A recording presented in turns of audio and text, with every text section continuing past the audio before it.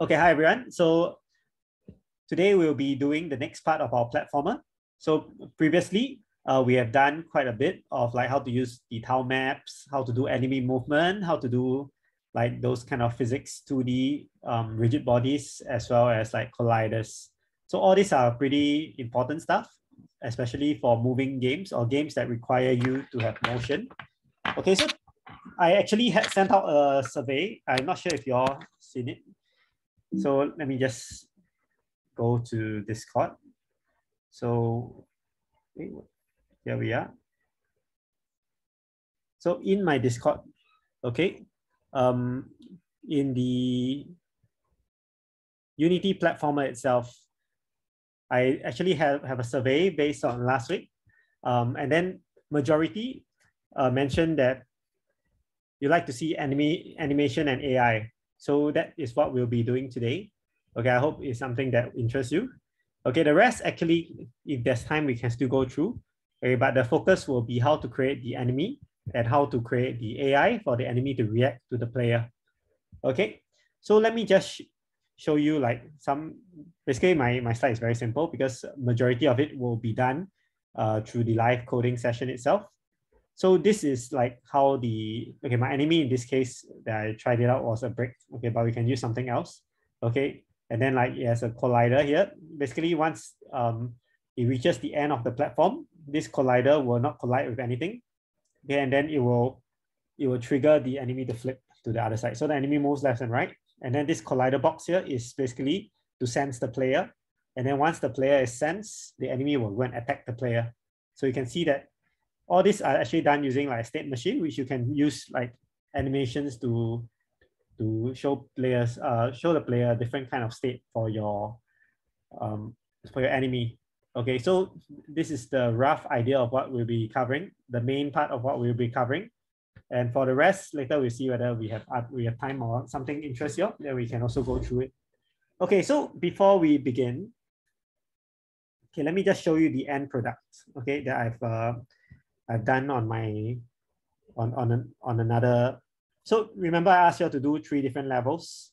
Okay, I'm not sure whether you all have actually done it, but okay, this is what I did. This is a separate thing that I did for my Twitch stream. Okay, but it's similar in terms of the platformer. Okay, so over here, this is the, okay, let me just maximize. Let me just show you what are the 3 levels that I did. Okay, and yeah, if let's say anyone like to share, you all can share also. So this one is a little more advanced. I'm not sure whether I can cover all this. This is like, you have stuff like the UI, and then yeah, you can update based on the coins you collect. This is the end. Okay, so this is the enemy. So the enemy, okay, unfortunately, is like a break because that's the sprite that I have over here. So basically, when the enemy is in default stage, that doesn't sense the player, see is in the brown color state, and then when he senses the player, it becomes yellow, and then we'll just chase the player for 5 seconds. If after 5 seconds it doesn't see the player, it will turn back to brown. Okay, I need to escape from the enemy mob. So you can see this is what we'll be trying to do today. So this is the sprite right now for the enemy, and if you hit the enemy, you die. Okay, so that's roughly what so this is the 3rd stage. Okay, and yeah, that's the rough idea of what can be done for a simple platformer. Okay, so I will be exiting this. Okay, we'll be going back to the main Unity thing that I showed you all the last time. So this is what has been done the previous time. Okay, so you have learned how to use tile maps to do different platforms. Okay, and then like there's this big portal that you can go.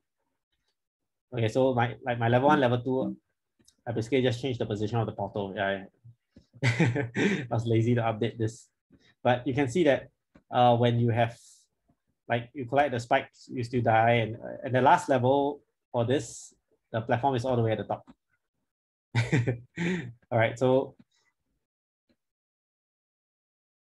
yeah, the spring here is, yeah, okay, so that's it for the simple platformer that was done previously.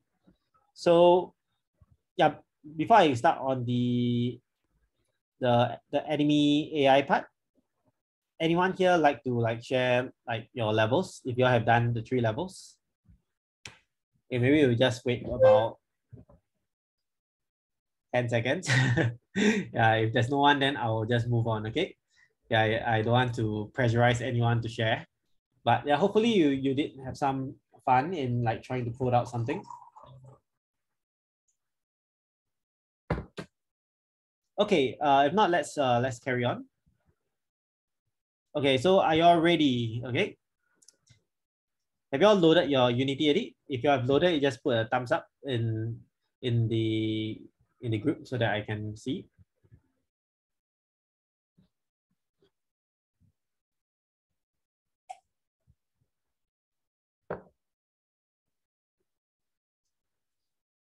So how about the rest? I only see one.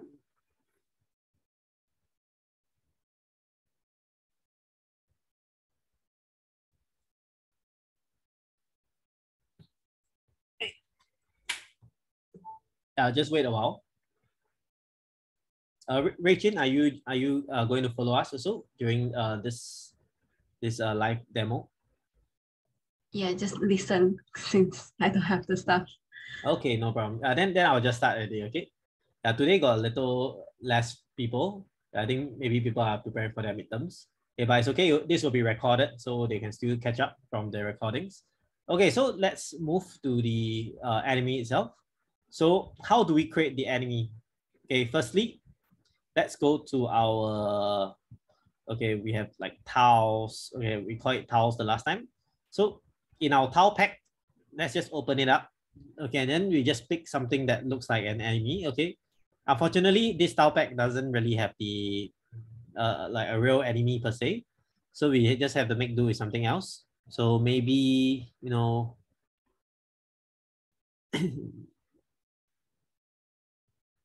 yeah, I don't know, maybe this red color. I mean, this series of red can be an enemy. Like it looks like someone moving from left to right. Yeah. So we could use this as the enemy, and then later during the state where like it chases the player, we just change the color of it. Okay, so I just want y'all to go here. You click on this 4, okay, and then you right click, create animation. So this is how we get the enemy. So we can just call this enemy walk. Okay, you just right click, create animation, and then drag this into the animation folder. Okay, so if you remember how to create an animation for the player, okay, this will be an animation. We will need one more component to play this animation. And okay, I'm just going to give you the answer for this. This is called the animation controller. So we can go to animation controller, right click, create animation controller, and this will be the enemy.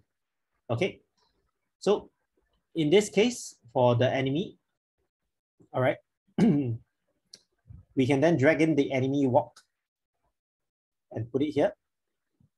And then what this will do is this will be the default start state. When the animation is played, the enemy walk will be played as well.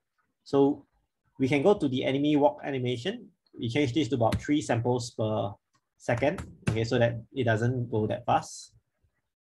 And then we put the loop time to be looped, okay, so that the animation will keep going through. Okay, so we have our enemy controller right now. Okay, so what we want to do is we want to test whether like this animation works. You can just create a right click, okay, 2D game object sprite, and then just put any sprite, maybe a square. And then we just call this the enemy. Okay, so in this square here, okay, what we're gonna do is we're gonna just drag this enemy animation inside here. Okay, so we have add component animator. Okay, and then we just drag the enemy controller inside here. So this will be our animator for this square here. Okay, just gonna click play and see whether it looks through the animation. So that's the first part. So you can see over here, okay, this looks somewhat like an enemy walking. I mean, it is not really meant to be an enemy, but I think this can do for now. Okay, I mean, if you have better sprites, you can use those. Okay, so this will be the enemy right now. Okay, and you can see that the enemy is like still rather huge actually. So why is it so huge? Okay, it might be because of the scaling. So if you look at the player, okay, the player is 1.5. Okay, no matter. If we go to here, the main thing is can the enemy fit under the brick? Okay, let's just see whether this can fit.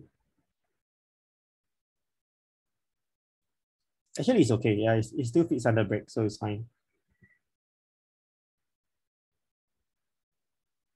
Okay, so you should have an enemy that is able to change its shape. Okay, right now over here. So this is the default state of the enemy.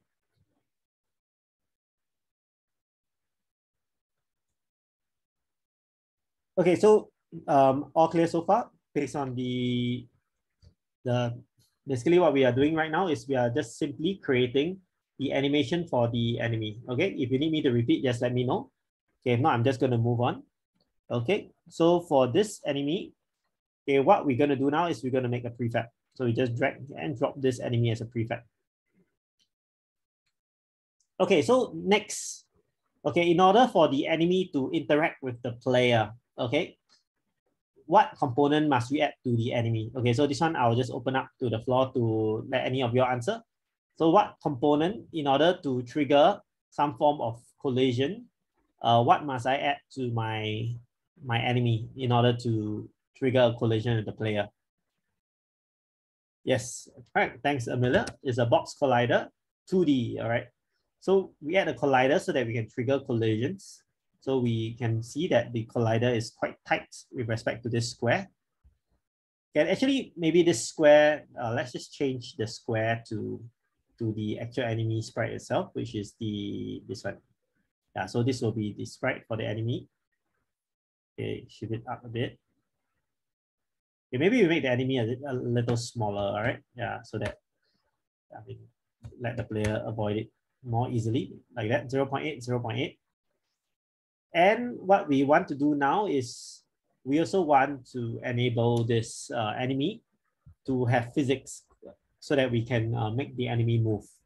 So in order to do that, okay, so again, open up to the floor. What is the component needed to add physics forces interaction to the enemy? So this one, I give you a hint, it starts with R. Yes, rigid body. Regin, your message is a direct message to me. You can do the to everyone. Okay, so it's a rigid body 2D, okay, because we are doing 2D right now.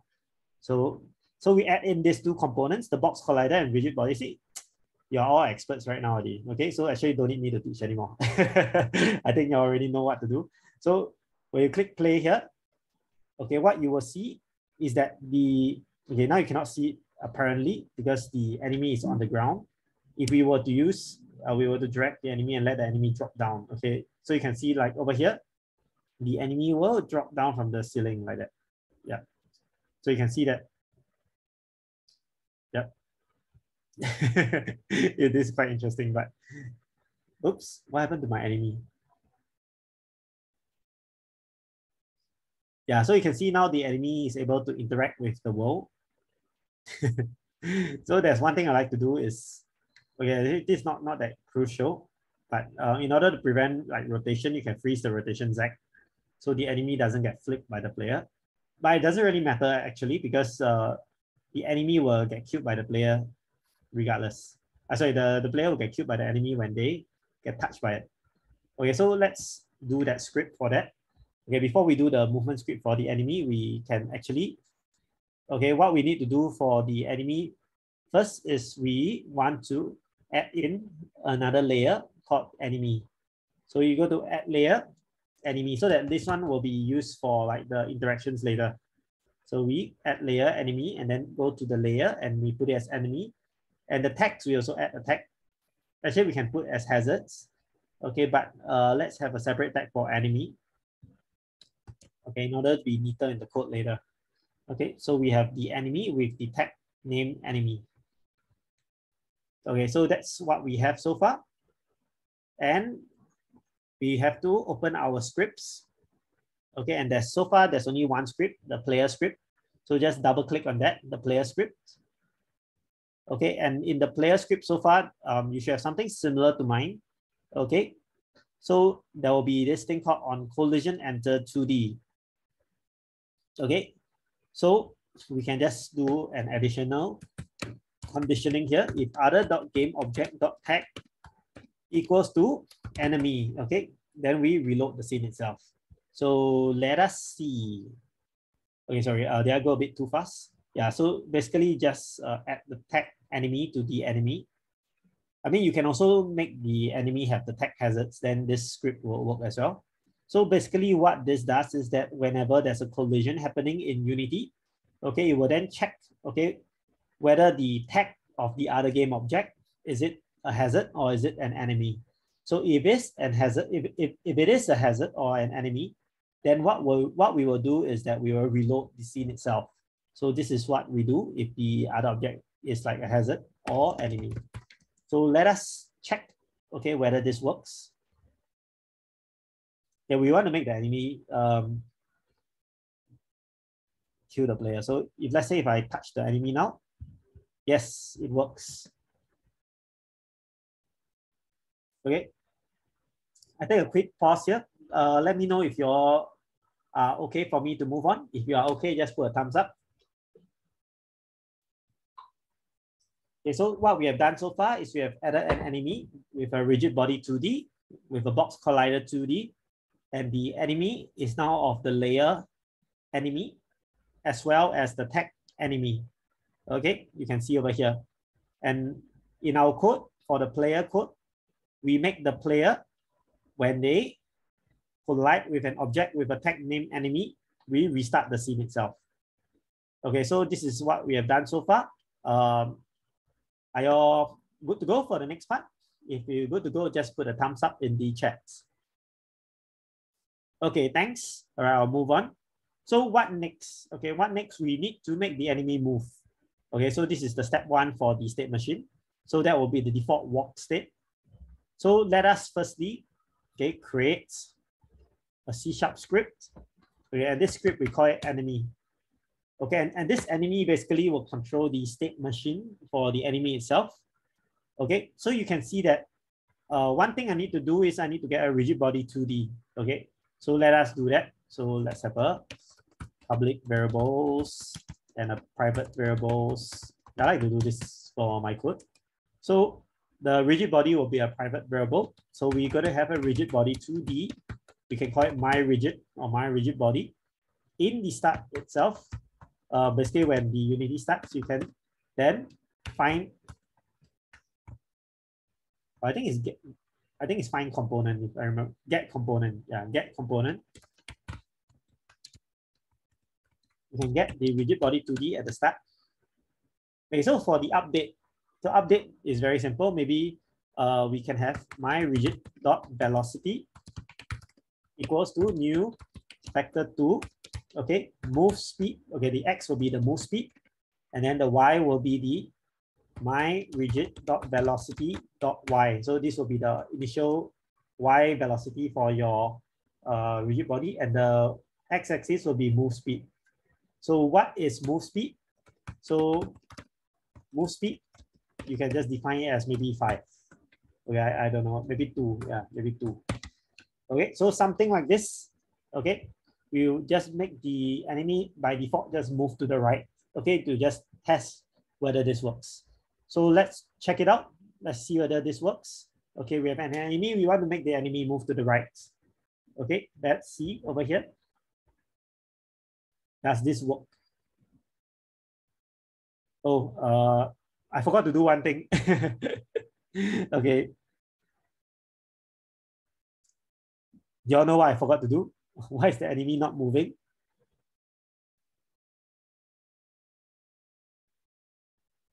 Yeah, I forgot to add in the script to the enemy itself. So if you see over here, I haven't dragged the script in yet. So I should drag the enemy script inside the enemy itself like this. Okay, so I'm done so far for the enemy script. So you can see the enemy can now move. Okay, but you see the enemy collided with the bouncy thing and collided with the portal. That's not exactly what we want it to do.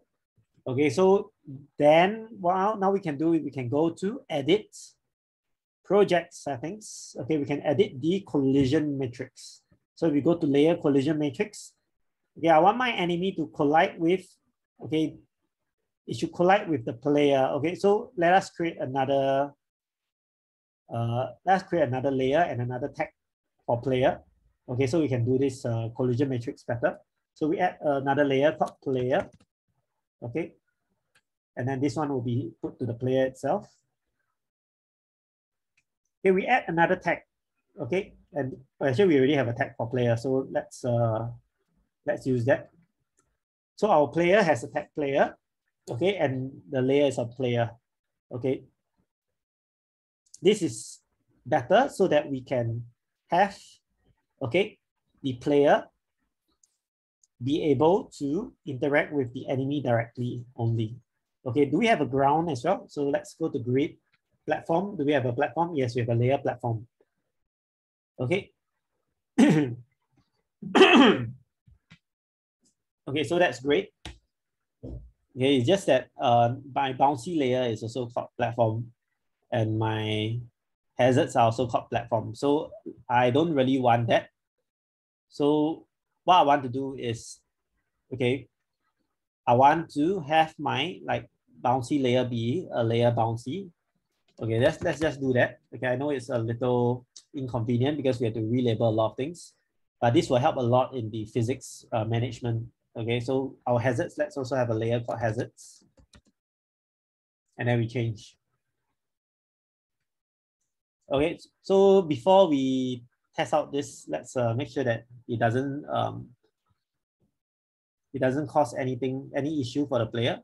So the player can still die when it touches the hazards. Yeah, okay, so it has no issue. And what we want to do now is we want to go to the project settings. Okay, the layer collision matrix. Okay, so my enemy, okay, I only want it to interact with two things.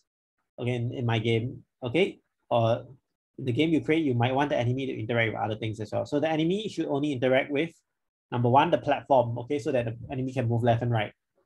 And the enemy should also interact with the,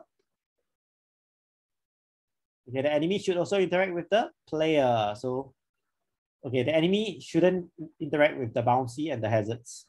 Okay, so the enemy should interact with only the platform and the player. So this defines what the enemy should interact with. Okay, and let us see, okay, what the result of this is. Okay, I don't want the enemy to bounce up the spring. Okay, that's for the player. That's not for the enemy. Okay, great. You can see that the enemy has already started to move from left to right. Okay, so that is basically what the enemy should do. Okay, so you can see that it's quite cool. Look at that. Look at that. Not bad, not bad. Okay, so now I want the enemy to move left and right. Okay, and in order to do that, okay, we sort of need a way, okay, to tell the enemy, okay, yes, you have reached the end of where you're supposed to go. Please turn back. Okay, and actually a very neat trick to do for the enemy to do that, okay, is this thing called the inverse periscope. Okay, basically you put like some form of collider in front of the enemy, but you put it as a trigger. So once the enemy has left the platform, it will U-turn. Okay. So I'm not sure whether it will work for this kind here. Okay, we might need another trigger to like just say like whenever you enter the collision, okay, then you U-turn. Okay, so we will see how it goes. Okay, let's see whether this works first. We add in maybe a capsule collider 2D. Okay, and this capsule collider 2D, you just position it in front of the enemy itself. So let's zoom in a bit. Position it in front like that.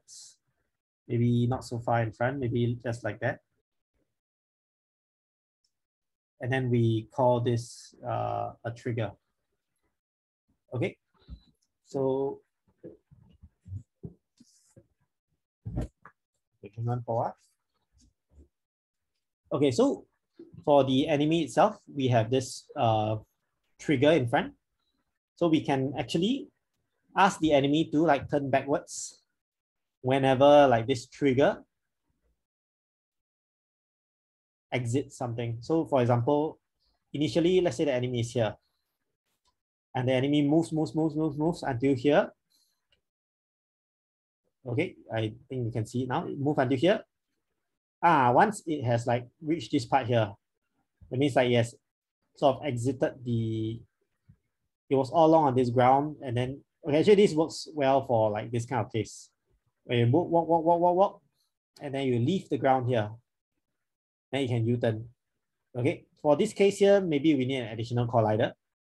Okay, but let's see how it works first. Okay, maybe we'll put the enemy here. Okay, just to see whether it works. Okay, so when it leaves the ground, okay, this collider is going to be exiting this ground itself. And then we can ask the enemy then to turn backwards. Okay, so let us see whether we can do that kind of basic movement for the enemy. So the enemy will move, and then turn backwards. Okay, so all right, let's see whether we can plan this or program this. So voids on trigger exit 2D. So this will be for triggers. Okay, and then I believe this one will be collider 2D. Let me just check. Okay, for the player is collision 2D, correct. So this will be collider 2D other. Okay. So what we'll do is we'll reverse, okay? We'll reverse the direction, okay? And maybe what we can do is we can do a Boolean, okay? Or let me think about it. Let me see. Or we can just basically take the move speed. Sorry. Yeah, basically we can just make the move speed the other way around. Okay, so this will just cause the hello. Hi, can you hear me? Just now my screen lagged a bit. Am I still good? Okay, thanks. Yeah, so once we exit the trigger, we want the enemy to move the other direction. So we like multiply the move speed by like -1, so that instead of moving in the forward X direction, it reverses and goes in the negative X direction. So that's what we do for the trigger. Okay, let us see whether this works. Okay, so I'm going to click play. So the enemy is supposed to move right and left. Wait. So you can see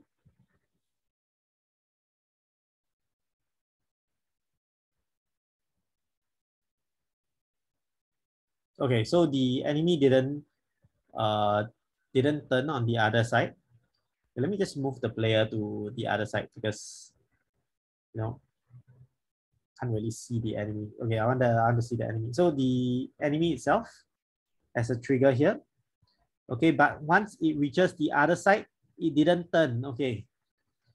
Any idea why it didn't turn? Okay, so it worked perfectly fine once it exited the collider here. It reverses the the move speed. But once it reaches here, okay, there's no collider here or there's no trigger here to make it know that it's supposed to turn. So what we need to do is we need to flip the enemy sprite. So if we do a flip of the enemy sprite like this, like over here, the scale for the X goes to -0.8. Okay, when we flip the enemy sprite, we also flip the collider. Can you all see that? Can you see? So if we flip the enemy sprite, we also flip the collider. Okay, and this should do the left right thing well for us. Okay, so in order to flip the enemy sprite, okay, we go back to our code. Okay, so one thing we can do is we can then modify the X-axis over here. You see the enemy here, the scale itself, transform here. So how do we reference this? It's actually referenced like that. Transform.local scale, okay, .x, okay, times equals to -1. Okay, I'm not too sure whether your local scale, sorry, let me just reference the player again. yeah, see, you cannot do it directly because you need to take the transform and then you set the X and then you go back to put it there. So let's do that. So let's do this. Transform or vector 3 my transform equals to transform dot local scale. Okay, this will get the X, Y, Z coordinates for your scale here. This one, X, Y, and Z. Okay, so in order to do this, okay, then we do my transform dot local scale. Okay. Oh, sorry, my transform dot X. Okay, if you look at the code over here, it's actually similar to this. My transform dot X, okay, times equals to -1. So it's basically saying that, you know, I modify because, okay, why can't we do a direct editing of the X axis on local scale itself? Is because the individual components of local scale itself, like the dot X, dot Y, and dot Z, they are read only. Okay, so you are only able to modify the vector 3 as a whole. So that's why we need to do this. Okay, there's also another way to do this instead of using this method. I'm not sure whether I'll confuse you. You can do this also. So you can do transform dot local scale equals to new vector 3. Okay, and then we take transform dot local scale times -1. Okay, sorry, dot X times -1.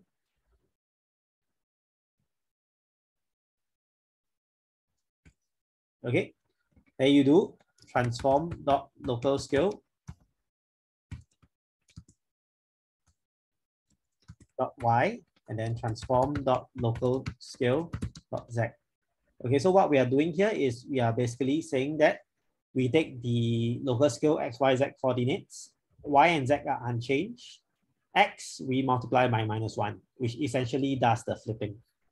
Okay, so I hope this works. Let's check it out. Let's see whether this works. Okay, okay, this one is all right. It's not a big deal. But let's solve this problem. Okay, build settings, file build settings. Okay, scene with build index 3 cannot be low, because I haven't created another scene. Okay, this one, the problem we'll solve later. Okay, so let's see. So I want my enemy to move left and right, left and right. So can you all see that? The enemy is actually moving left and right already.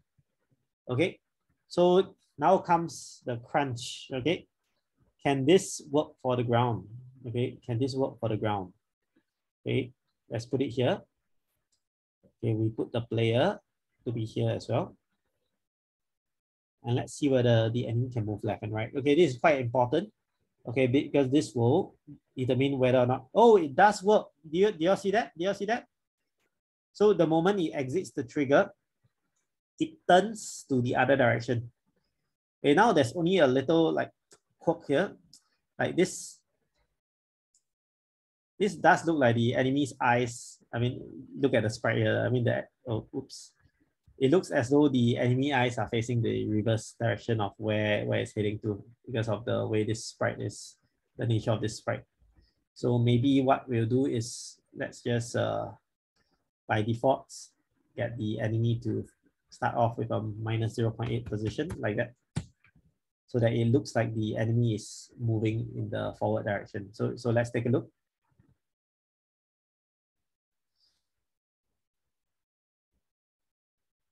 Okay, great.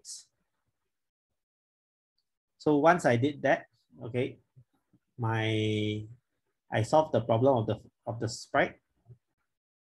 Okay, but maybe let's not do that because I changed my box collider. So another way to flip the sprite, okay, maybe this is a good time to tell you also. Another way to flip the sprite other than changing the local scale X, we can also go to the sprite renderer. You can flip, you can just check this box here. So you flip the X, you see now the enemy looks like it's heading forward. Okay, let's take a look.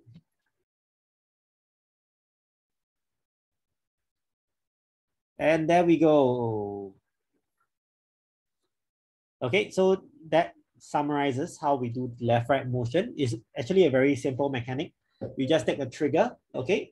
And then when you do like on trigger exit 2D, so when it gets out of the current like box that is in, okay? it will then do a U-turn. So this works very well for this kind of platformer games. Okay, so I'll do a quick pause here. Are you good to go on? Okay, the next part I'll cover will be on state machines, on detecting the player. So let me know if you are ready to go on. If ready to go on, just do a thumbs up and I'll move on to the next part for today. Okay, thank you. Thanks for letting me know. Okay, so the next part will be, okay, we want the enemy to sense the player and then like change color or something. Okay, so first thing first. Okay, let us go to the animation itself. So in the enemy walk, okay, we have this sprite like that. Maybe we go to our tiles again. Let's pick like the enemy attack. Maybe we change a set of tiles. So maybe in this case, actually the enemy attack should be red color, right? Because red color looks more fierce, right? So maybe I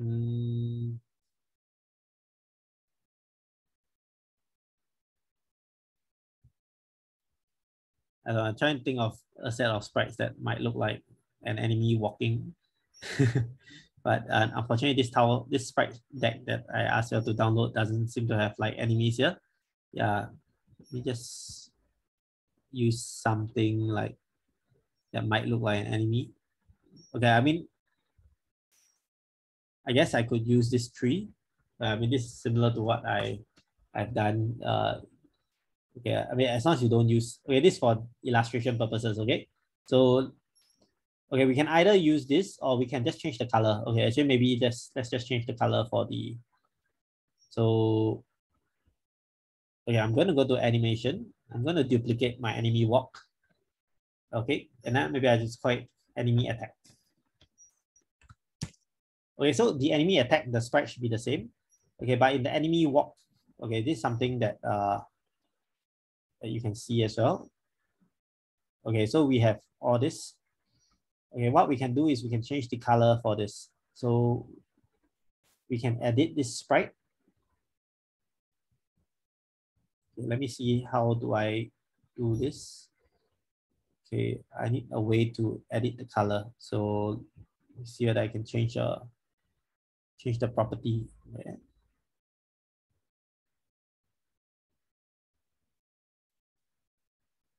It's been a while since I edited the sprite color from the animation directly. I know there's a way to change the color directly from clicking here.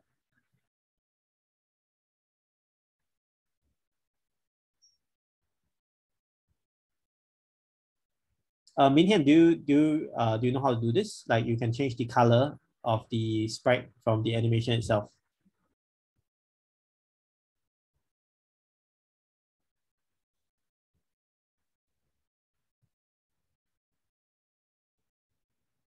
Yeah, if not, actually what we can do is we can just go to the, we can just go to the tiles, okay?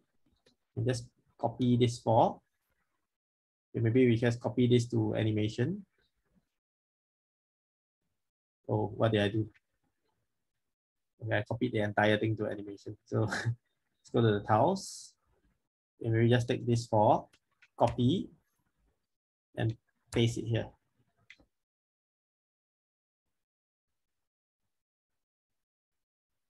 One, two, three, four. Yeah, doesn't look like. It doesn't look like I can change the tiles like that.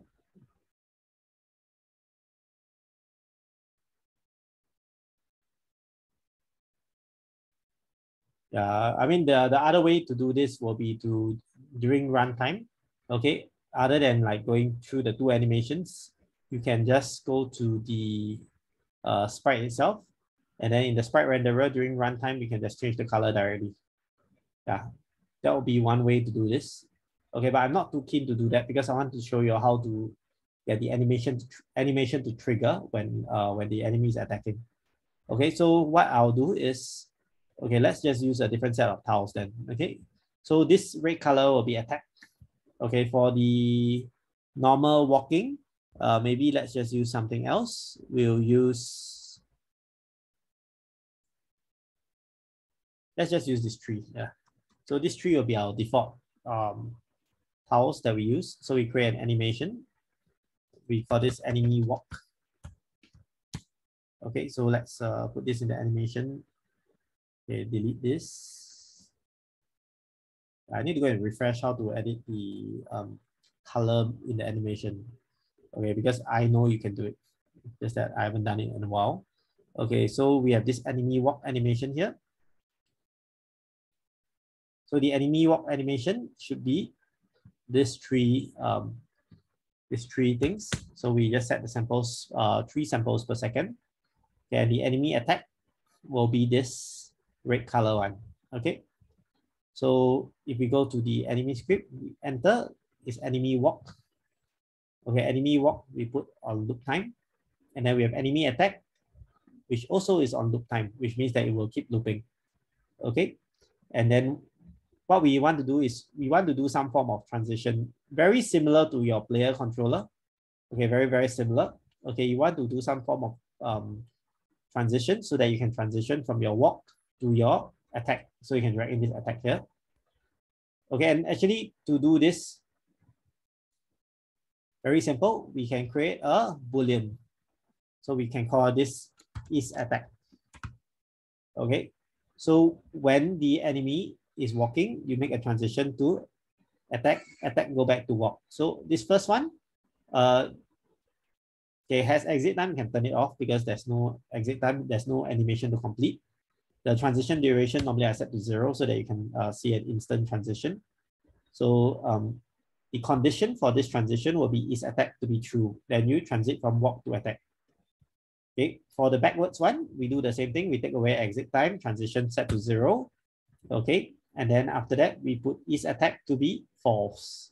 Okay, so this will do a very simple bool control. So whenever my, I can just show you how this looks like in the scene. So, okay, I'll put my animator here. Okay, so you can see this is what happens now.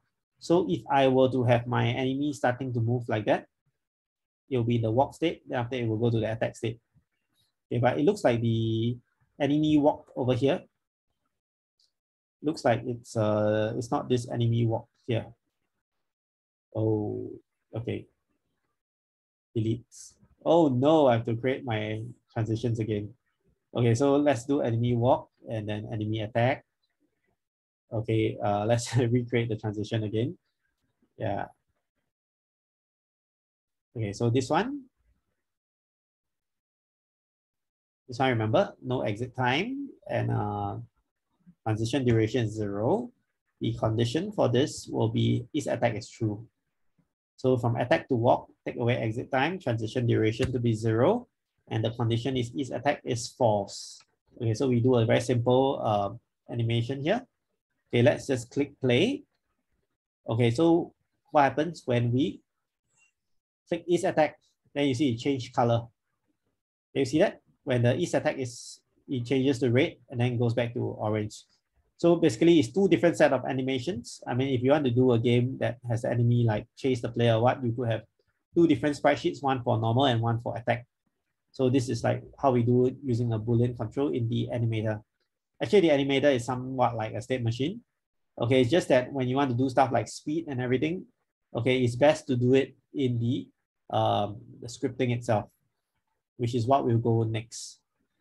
So we have created, let me recap. We have created an enemy, okay, that has a walk animation, and then it can transit to the attack animation and then back to the walk animation again. So, okay, before we do this, first up, okay, we need to have a way, okay, to sense like the player. Okay, so what we want to do is we want to have a long range detection for the player. So it's like when the player is near the enemy within a certain range or within a certain distance, okay, then trigger the attack. Okay, so one way that we could do this is we could have a child object. Okay, so let's create a new object. So maybe you can create empty. So we can call this sensors. Okay, or I mean, you can also name this player sensors. Okay, why a separate layer? Okay, the reason is because previously this enemy itself, okay, we have this collider for this layer. It can detect. Okay, let's refresh what this enemy layer can detect. So we go to enemy, it can collide with the platform and it can collide with the player. Okay, so this if we put the collider on this on this layer here, it can collide with both the ground and the player. Okay, but for this player sensor, okay, I just only want it to detect the player. Okay, why? It's because if I were to do the sensor and it can detect the platform also, then it will turn around very early, because the moment the sensor touches this, it will turn. Okay, so this player sensor will be a box collider 2D. Okay, and then this maybe can extend out. Okay, let's just use the scale. So maybe the x-axis size 5, 7, maybe this. So if the player comes into contact with this box here, okay, we will go and trigger the attack state for the enemy. Okay, so this is clear so far. So this is what we need to do. Okay, so firstly, okay, let me just open this to the floor. Okay, can anyone tell me, right, how do we make this a trigger? Because we don't want this to collide the player. We want it to sense only when triggered. Okay. So, okay, anyway, the answer will be here. It's trigger. So we make this box collider a trigger. Okay, and then we can add a new layer. Yeah, this layer we call it enemy sensor.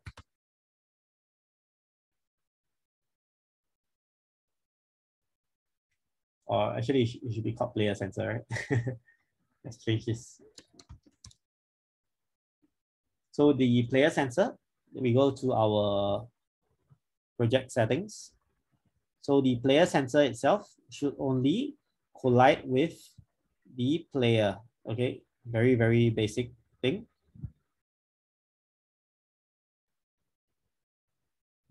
Okay, good. So we have a player sensor layer here.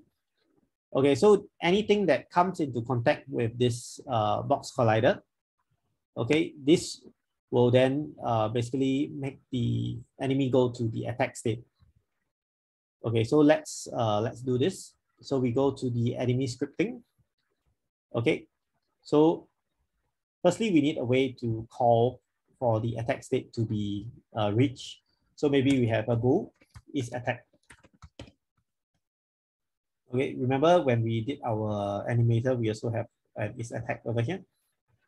Okay, so we also need to have an animator.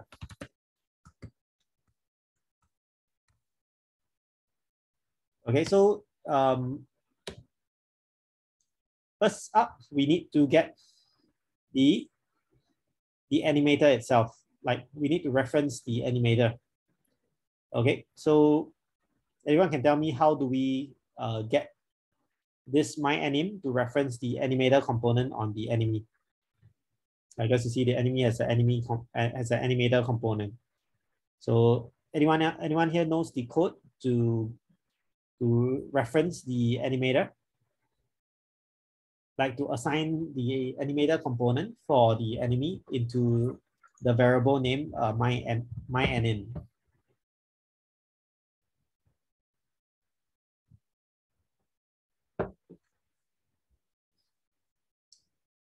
Okay, so I'll just answer this. So this one is like this.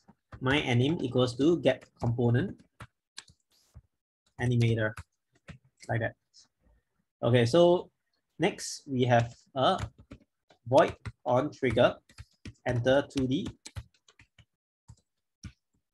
Okay, so this will basically handle the collision with the player. Okay, if other.gameObject.tag is the player itself. Okay, the other game object tag is the player itself. Okay, what we will do is we will then trigger the attack itself. So remember we have a bool is attack is false. So is attack will be true. Okay, and not just that.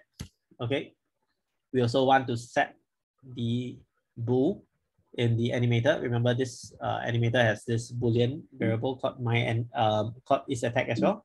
We want to set this variable to be true. So how we can do this is we can do this my_anim dot set bool. Okay, is attack. We can set it to be true, just like that. So whenever the enemy senses long range detection of the player. Whenever the enemy senses the player in the long range, okay, it will then set the attack to be true. And then when this attack is set to be true, it will change the animation for the enemy. So that is what we are doing in this. Okay, so let us just see whether this works first. Okay, so we've done quite a lot of things. Okay, if you need me to slow down, just let me know. Okay, but the rough recap of what we did is okay, we reference the animation component inside the enemy.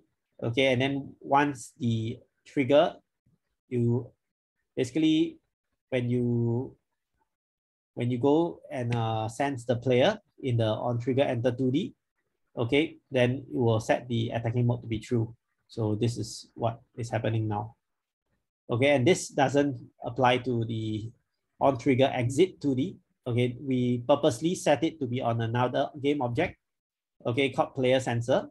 Okay, this player sensor only has collision with the player itself so that it doesn't trigger this on trigger exit 2D. Okay, which will flip the game object. Okay, I mean, on another note, there's also another way to do this without having two separate layers. But I thought having two layers would be like neater. There's also another way. Okay, you can also use like an if statement here and condition that the other game object is the platform in order to do the flipping. Yeah, we could also have done that. You know, that might be easier actually. But I mean, when I was practicing for this, I used this method, it worked. But you know, if you use a condition here, it might work as well. So yeah, that's something that that could be done as well. Okay, so this is the player sensor, and this is my enemy. And let's see whether this works. Okay, so it's supposed to change the animation when the player enters this sensor box. Okay, let's see.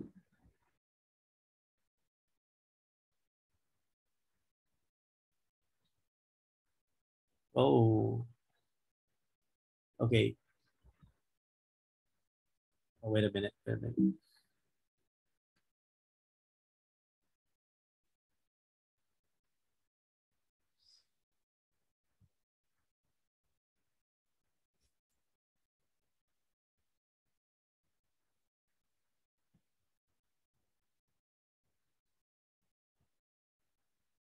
Somehow it's not sensing. Okay, so I need to figure out why this is the case.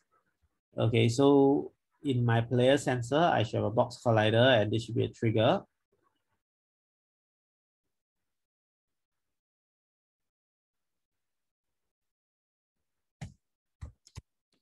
Okay, so let's just do some debugging. So we just print collision whenever we collide with the player. So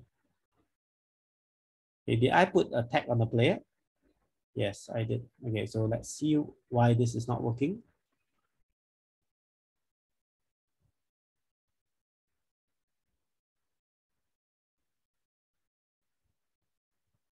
Oh,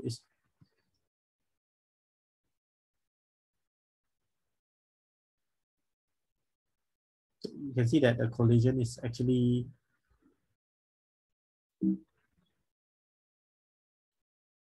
it actually sort of knows that it detected the player to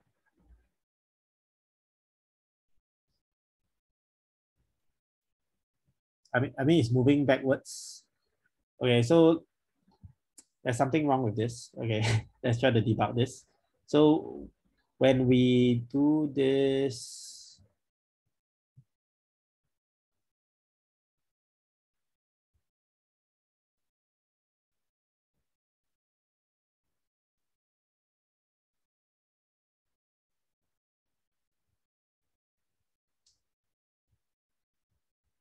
this player sensor is supposed to only collide with the player itself. Let me just check again. Okay, to make sure that it's working. Project settings, layer collision matrix. The player sensor is only colliding with the player. Okay, which means that whenever this okay, so maybe let me just put this inside here. Okay, just to make sure that you only print collision, okay, when the enemy is colliding with the player. Or rather, when the enemy is supposed to sense the player, then we print collision. So it does sense the player. Can you see that the collision is being printed? Okay, so the other thing is we can go to the enemy itself, the animator. Okay, somehow the animator is not set to be true. So let's see. So we do have a collision happening. Okay, so the collision detection is correct. Okay, but somehow the animator, okay, once we set it to be true, it somehow doesn't stay in the true state. So maybe the transition itself has some issues. So the condition is is attack is true, and this one is condition is attack is false. Looks fine to me.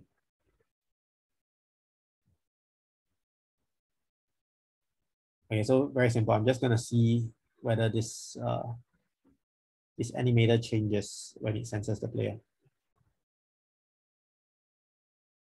So this is a bit of debugging. So you see, the collision happens, but the is attack here is not being set to true. Okay, we want this to be set to true when it detects the player. So let me just clear this again. Sense. Okay, yeah, it senses the player. Okay, it senses the player, but nothing is happening to the animation. So, oh, y'all will. Do y'all see the issue? I finally found the error. Y'all see the issue? Amelia, do you see the issue? Why this thing is not being set? Yes, it's a capital I. I was thinking, yes, Rachel, yes, that's right.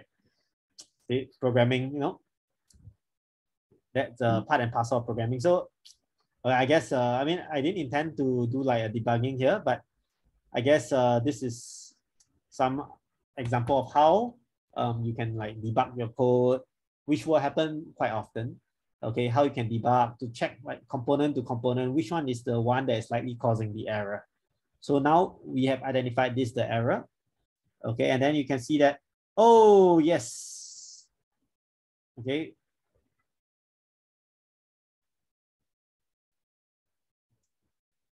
All right, so it looks like we are good to go. Okay, one other thing that I want to add is that, okay, after maybe, let's say 3 seconds, so we can have a public float return to, okay, public float return to normal. Maybe you set it to be 3 seconds. So after 3 seconds, okay, if is attack is true, okay, we want to set is attack to false and set the animator, the is attack to be false as well, so that the animation can change back. Okay, so can anyone tell me how do we keep track of time in the update?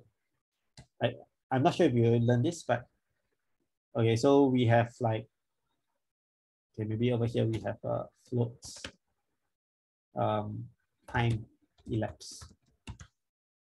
Okay, we start with like maybe 0. So there's this method, or there's this variable called time dot Have you heard before? Time dot delta time. Okay, so time dot delta time will basically tell you the amount of milliseconds that have elapsed since the last frame update. And using time dot delta time, you are able to then know like how much time has passed. So what we can do is if time elapsed, okay, greater than 0, okay, or greater equals to 0. Okay, so maybe we initialize it as minus. Okay. Time elapsed minus equals to time dot delta time. We minus away what time has passed. And then if time elapsed, okay, is smaller than 0 here.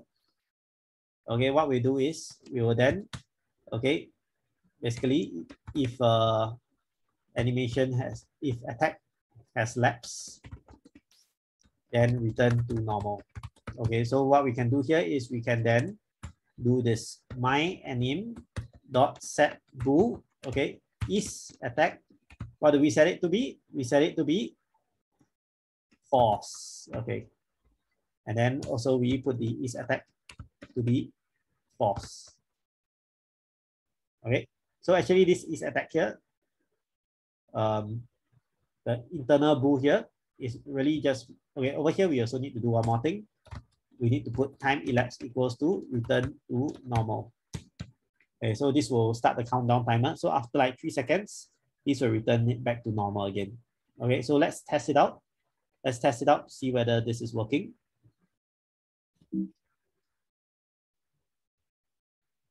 So when we sense the player, it will change to this state.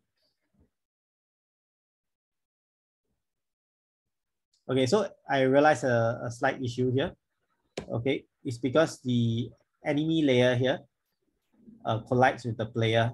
Okay, so once the player jumps out of the collision box, it sort of U-turns. So maybe we should just do this. If other.gameObject.tag equals to platform. Okay, then we do this. Okay.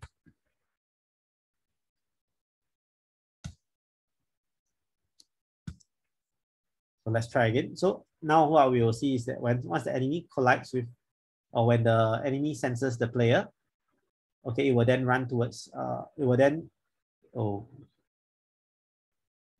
wait a minute. Did I put the tag wrongly?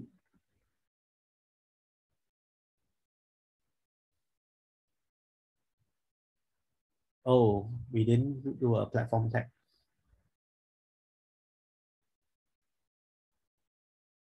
Okay, no biggie. We can just set it to be not equals to player. Okay, because what we want is that we don't want the on trigger exit to happen when the player leaves the enemy. So you can see now when the enemy comes, oh, so after 3 seconds, it's supposed to come back to normal. So more or less we have, there we go. More or less we have done this part. Okay, we are almost there. We are almost done for today. Okay, the last part that we need to do is we need to basically change the speed of the enemy. Okay, when the player, when enemy reaches the east attack phase, okay, the speed should increase. Okay, and how do we set the speed? We do it over here. Okay, so maybe what we can do is we can do another variable called attack speed. So maybe attack speed can be double that of the move speed. Okay, so over here, what we can do is, okay,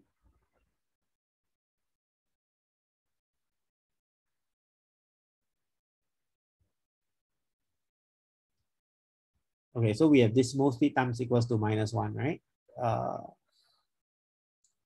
Yeah, we can also do an attack speed times equals to -1. Okay, this will ensure that both the move and attack will be, when you reach the end of the platform, it will go back again. Okay, so the part that adjusts the speed is here. So if is attack, okay, it means if we are attacking, okay,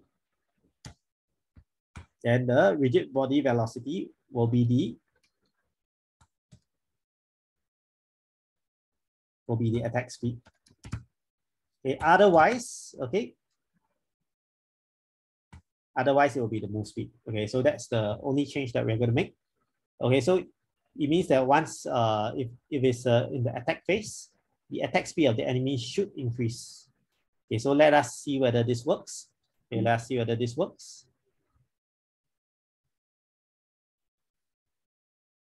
And there we go. All right, so that is more or less an example of how this should work.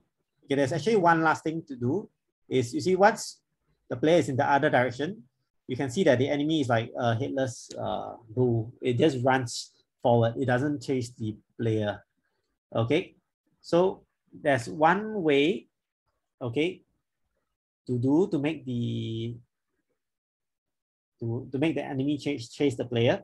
Okay, and yeah, any suggestions? Like, okay, I mean, based on what you've seen so far for the enemy, how can we make the enemy target the player, like move towards the player?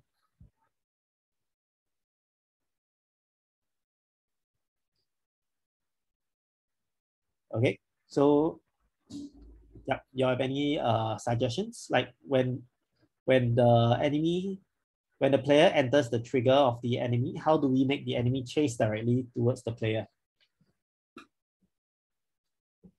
Okay, so yeah, let me just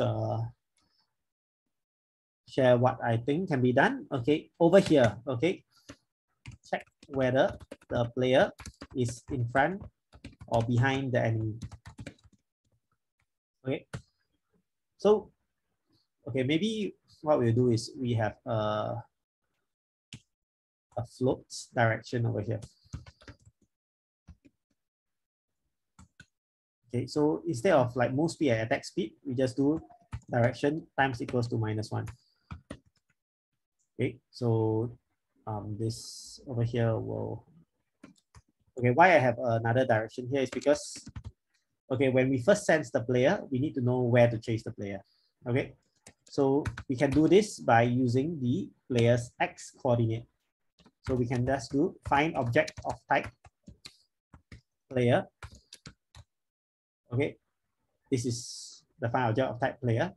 Okay, and then we find the transform of this game object. Game object dot transform dot. Okay, this is a little long, but Dr. Skill. If let's say the player's x-axis, okay, is greater than your own x-axis, so we can use this method. If the player is greater than that, okay, that means the direction we should do it positive. The enemy should go forward. Okay, otherwise, okay, the direction is backwards. Okay, so this should set the direction just like that. Okay, let us see whether this works. Okay. So you can see that the enemy now is here, and then now, oh, okay, chase the player, but okay, after it chases the player, it kind of screws up already.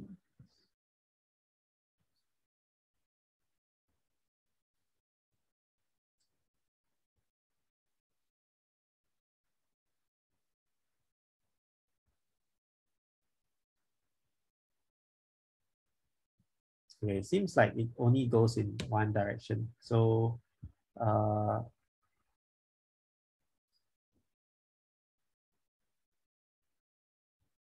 yeah, so this will just check whether the player is in front of the enemy. If the player is to the right of the enemy, the direction is 1.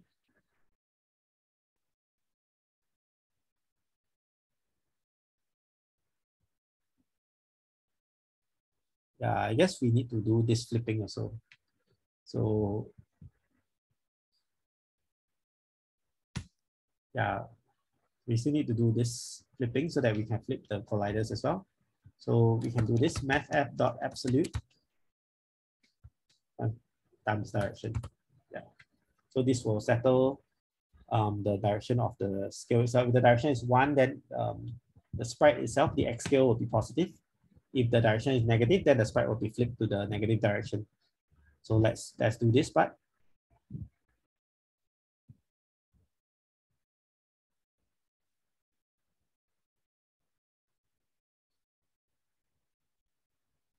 Okay, so it settles the flip. Okay, but the only thing is that it sort of doesn't seem to sense the player.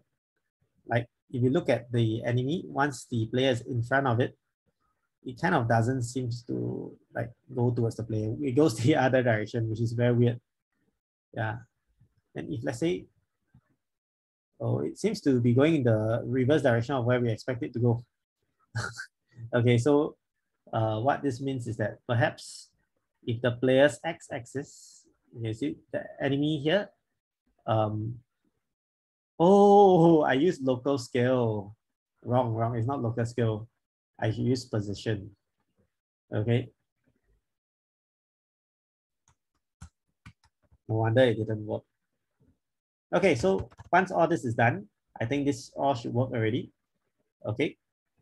Let's just play this and make sure that it works. And then actually that's more or less it for today. So we have created an enemy that can move left and right. And then once it senses the player, it charges towards the player. There we go. And then it will charge for a total of 3 seconds. Oops, yeah, let me maximize this. So yeah, that's more or less what has been done for today. So it charge, and the player can run away, and then after 3 seconds, it will die down again. And then once it senses the player, whoa, it charges again. If it senses the player let's say it senses the player one time, sense the player one time, and then if the player falls within the trigger on the other side, it will still chase the player. So that is more or less what has been done. So pretty cool, right? Okay, yeah, I'll just pause here for a while. Okay, and yeah, I'll just take any questions if you have any regarding how to code this or anything else you want to find out. How do I make the camera follow the player when playing? Okay, Rachel, do you attend the part on Cinemachine camera last week? Or you're just talking about normal cameras? I think it's just normal. Okay, so for normal camera, because I'm using Cinemachine here, okay, normal camera, you just drag the main camera directly into your player. Oh, okay. So you drag this directly into your player, you should have the camera follow the player already. Okay, all right, thank you. Yeah, you can try that. Or if you want, you can also look at the Cinemachine part. The Cinemachine actually is an add-on. You can make the camera follow the player using Cinemachine. And the cool part is that you can have this kind of dead zone here. So if the player moves left and right, but not exiting this dead zone, the camera doesn't move, which is pretty cool because it means that you can like only make you won't have the camera move too drastically, like if you were to put it directly on the player. So yeah, you can consider using Cinemachine also. Okay. Okay, if not, I will probably end here. Everyone can have an early day. Okay, I mean, if you're interested to know more about like how the rest are coded, like for example, like persistent objects, how to code the UI for the level and everything. Yeah, I guess one way is to look at whatever I done, whatever I did on Twitch. I can share the links, or if it's something simple, I can code it out right now. So it really depends on what you all want to know. So maybe I'll just wait here for like 1 to 2 minutes. See whether you have any further questions on this platformer. So far, you're able to follow for the enemy. I know it's a little heavy on the code. You see, look at the amount of code here.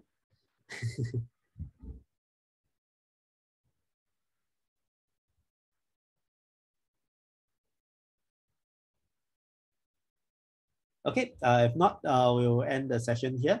And yeah, thanks for coming. Let me just stop the recording.